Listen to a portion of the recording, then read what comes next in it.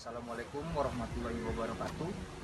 Selamat siang Bapak Irfan, selamat siang teman-teman semua. Perkenalkan, nama saya Alfi Palatriawan. Saya mahasiswa Universitas Trisakti, Fakultas Teknologi Kebumian dan Energi, jurusan Teknik Utama. Ini saya akan menjelaskan suatu teori mengenai tektonik lempeng. Teori tektonik lempeng merupakan sebuah teori besar dalam bidang geologi yang dikembangkan untuk memberikan penjelasan terhadap adanya bukti-bukti mengenai pergerakan skala besar yang dilakukan secara alami oleh litosfer bumi. Ada seorang ilmuwan bernama Alfred Wegener. Ia merupakan seorang ahli meteorologi geofisika asal Jerman yang beranggapan bahwasannya benua yang kita huni pada saat ini dulunya merupakan suatu kesatuan yang disebut benua Pangea. Kemudian benua Pangea itu terpecah menjadi dua, yaitu Gondwana dan Laurasia.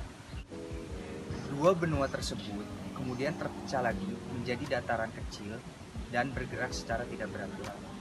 Laurasia merupakan cikal bakal dari benua di belahan utara seperti Amerika Utara dan pulau-pulau kecil lainnya. Kemudian benua Gondwana merupakan cikal bakal di belahan bumi bagian selatan seperti benua Amerika Selatan, Afrika, India, Australia, dan Antartika. Pergeseran benua tersebut diakibatkan karena adanya silver spreading atau pergeseran lantai dasar samudra. Kemudian saya akan menjelaskan peristiwa convergence, divergence, dan transfer. Convergence adalah pertemuan antara lempeng satu dengan lempeng yang lainnya yang saling bertabrakan. Yang kedua ada divergence, itu proses terjadinya penjauhan antara lempeng yang satu dengan yang lainnya. Dan yang terakhir adalah transform atau bertemunya dua lempeng yang berpas-pasan. Adanya pergerakan lempeng yang saling mendekat ini atau bisa disebut convergence akan membentuk beberapa fenomena, diantaranya pertemuan antara lempeng samudra dengan lempeng samudra yang terbentuk adalah rangkaian busur gunung api yang arahnya sejajar dengan arah Palu. Contohnya adalah rangkaian gunung api di Kepulauan Filipina sampai ke Jepang. Kedua, pertemuan antara lempeng samudra dan benua. Bentukan muka bumi yang dihasilkan dari fenomena ini dicirikan terdapat palung, prisma akresi, cekungan busur muka, busur kepulauan gunung api, dan cekungan belakang. Dan ternyata contohnya ini terdapat di kepulauan Indonesia seperti jalur Pulau Sumatera, Jawa, Bali, Nusa Tenggara, dan Kepulauan Banten. Kemudian, pertemuan antara lempeng benua dengan benua.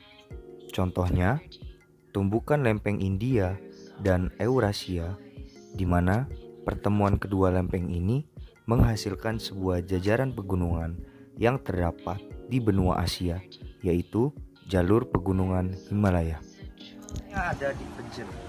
Fenomena yang terjadi karena divergence atau pergerakan lempeng yang saling menjauh, diantaranya pembentukan tanggul samudra atau mid-oceanic ridge di sepanjang pergelangan tersebut.